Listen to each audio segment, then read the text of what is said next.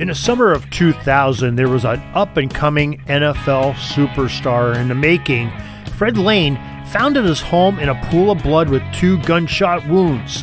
This life was cut short, and we want to know what exactly happened in the murder of Fred Lane Jr. And that story's coming up in just a moment. This is the Pigskin Daily History Dispatch, a podcast that covers the anniversaries of American football events throughout history. Your host, Darren Hayes, is podcasting from America's North Shore to bring you the memories of the Gridiron, one day at a time.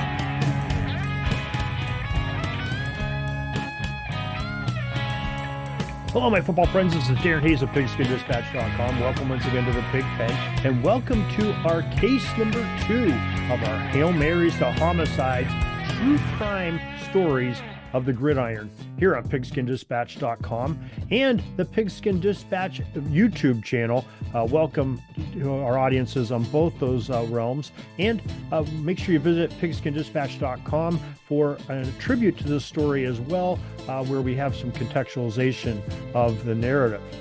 Now, our story today is titled Gridiron Nightmare: Unraveling the Mystery of Fred Lane's Death.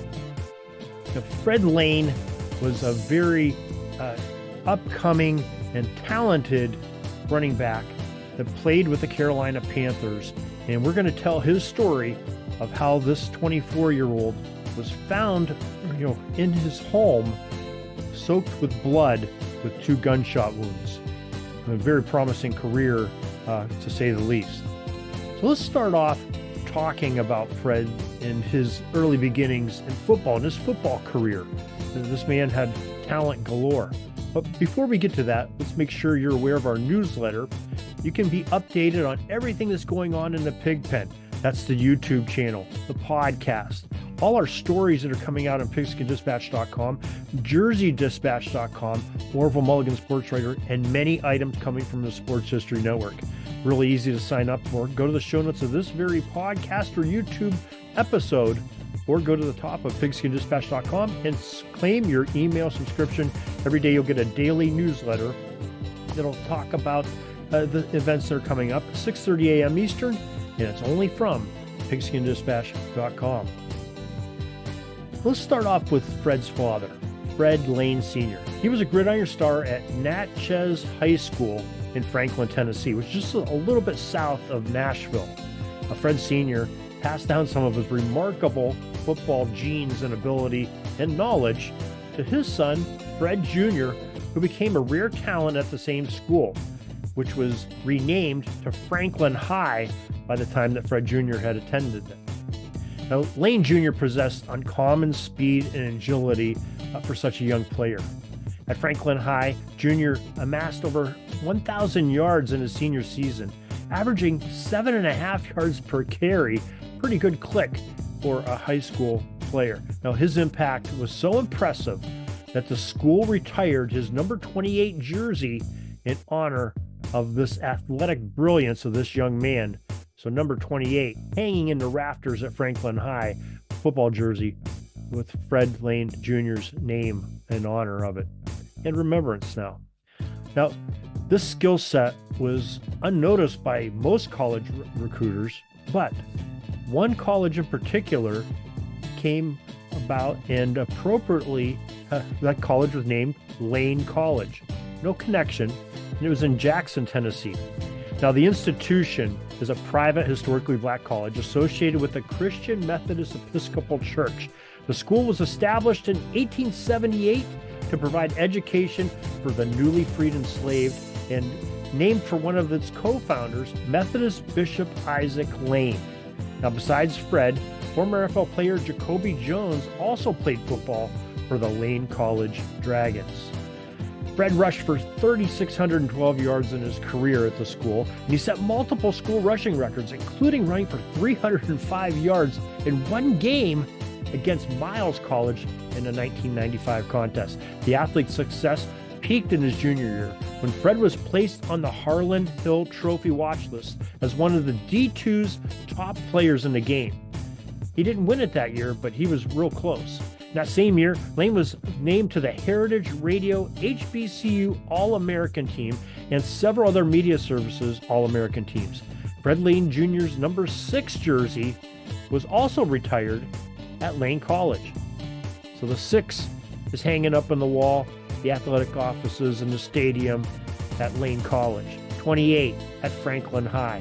This guy is an amazing back. He's making a difference to his teams.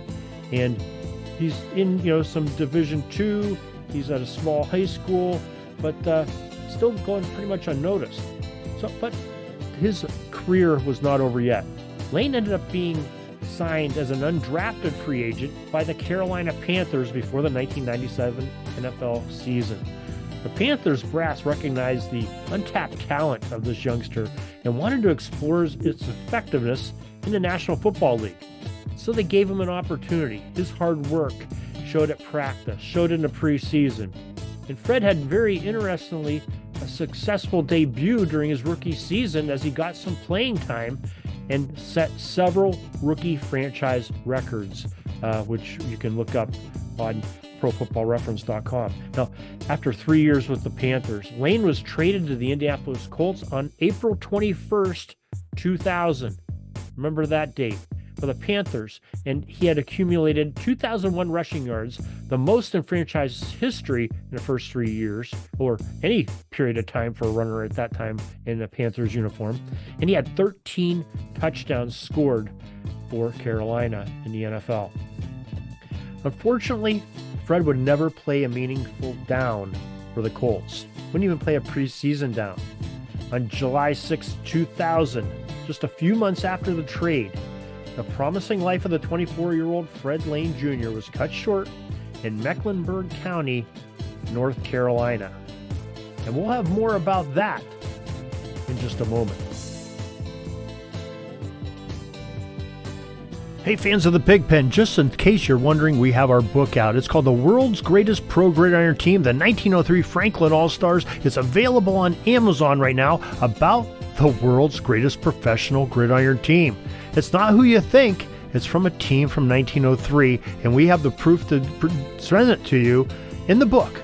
So get your copy now on Amazon, or go to pigskindispatch.com for the link that'll take you there. And now, back to your program. This is Greg Tranter, co-author of The Buffalo Bills, an illustrated timeline of a storied team book, and you are listening to the Pigskin Dispatch podcast.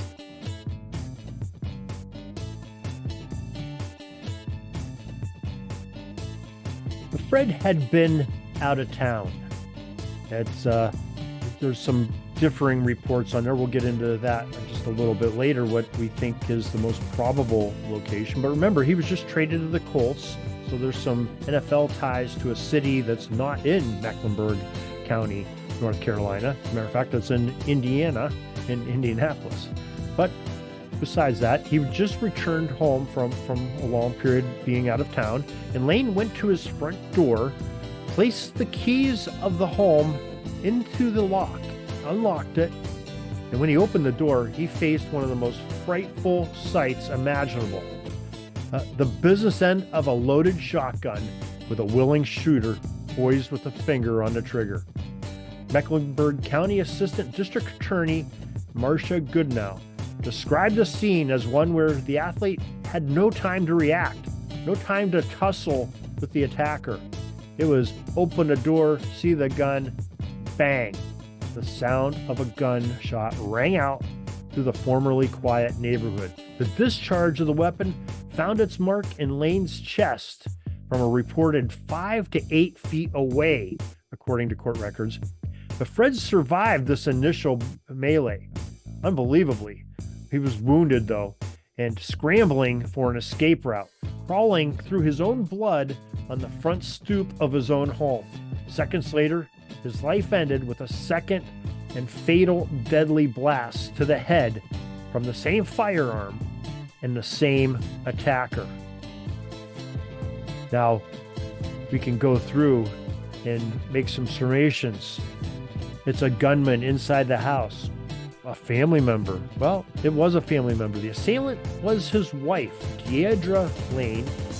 And Mrs. Lane, had a motive to do so. It was a $5 million insurance policy That was the MO on this. Now, the couple's financial advisor had recently joked in inferior taste and very tasteless that it would be a good windfall for a financially cash-strapped couple. Now, how could you be cash-strapped being an NFL player? Fred had recently been paid almost $600,000 for his season with the Carolina Panthers in 1999. But alas, the family was said to be cash poor, along with his spouse, Deidre. The same financial advisor, Rodney Harris, sold the couple a mutual aiding policy in the event of either of their deaths. The couple could enjoy a nice lifestyle. If Fred would die of causes normal covered under insurance, Deidre would earn the $5 million. If Deidre would die unexpectedly or somehow without being murderous, Fred would enjoy the $5 million. So their lifestyle would continue, but they were having trouble with spending on their $600,000 a year that was made in 1999. But Lane was said to be a typical immature, early 20-something. And he took that $600,000 and kind of spent a lavish lifestyle, including he was a bit of a partier and even dealt with some illegal substances. He had been previously charged with drug possession, a little bit of marijuana when it's not supposed to be taken. And according to surviving family members, Fred was on the mend. He was putting that former lifestyle of partying and ill spending behind him. And possibly some indication of that was seeking financial advice from a professional. Him and his wife were trying to get their financial house in order and probably their lives in order as well. At least that's what the family of Fred Lane Jr. stated in court documents. Now, Harris testified later in court in June, just a few weeks before the murder. Deidre had contacted the insurance broker and asked the insurance provider if she could be paid as a result of Fred dying in a drunk driving accident.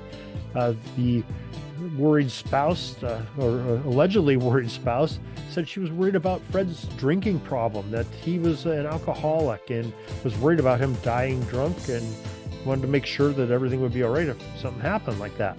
Maybe there was an ulterior motive to that. Harris responded to Deidre saying, yes, it would be paid out. But he also told her, according to his own testimony, that if you kill Fred, the insurance policy will not pay you, end quote. The murder trial of Deidre was in November 2003, and testimonies from witnesses on both sides portrayed both parties as aggressors in a very abusive relationship.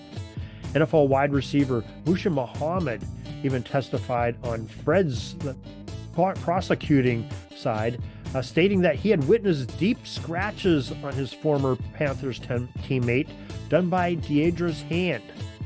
The Lanes recently greeted the arrival of a baby girl just weeks before the shooting, and Fred's family claimed that when Fred held his newborn daughter just a week before his death, he made a statement that the baby did not look like him.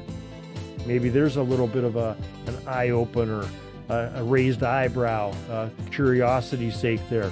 Maybe a motive for murder there as well. Now, Fred was even said to be in the process of filing for divorce and executing the cutoff of financial ties with Deidre. Now, Fred was returning home, allegedly, to sell a motorcycle that he had at the home, and not with reconciling with his wife for the deceased family of Fred Lane Jr. He had been living with family members out of town, and that might be possibly why he was out of town and returning to the home in Mecklenburg County, North Carolina. The wife, upset, could have pulled that action. But in retort, Deidre's mother claimed that Deidre's face was swollen from an alleged beating that day. But these swollenness of the cheeks and the beating and any signs of beating were not mentioned by police reports or documented by photos that the authorities had taken right at the murder scene. Mrs. Lane had not fled the murder scene at all. In fact, she was the one that called 911, stayed at the scene, and gave testimony to the cops as part of the investigation of the murder at that time. And eventually, she was sort of singing a different story, that it was sort of a self-defense type shot, but her story didn't match up to what the forensics showed and where Fred was shot, in the location, and the distance, and it was sort of premeditated, if you will. But she did not get with premeditated murder. She had a guilty plea and conviction of voluntary manslaughter, which would serve as an 8-year sentence. And that's what she got, minus the time she previously served. And that came down in November of 2003. So I don't have a confirmation of this, but I would believe that Deidre is walking the streets to this day. It's been, more than 20 some years since the murder and the trial. And so that sentence has been served, and hopefully she has been reformed and is doing much better from what had happened in the earlier times. So that's our story today, and our murder, our Hail Mary to homicide, and remembering a promising young player of the high school, college, and professional level of football in our sport. And we hate to talk about these tragic scenes, but they're a part of the game and a part of the story and the fabric of football, and ones that we must told to help us remember what's happened.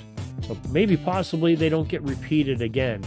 And we hope this doesn't happen to a youngster that's or any age person that's going through these times of turmoil.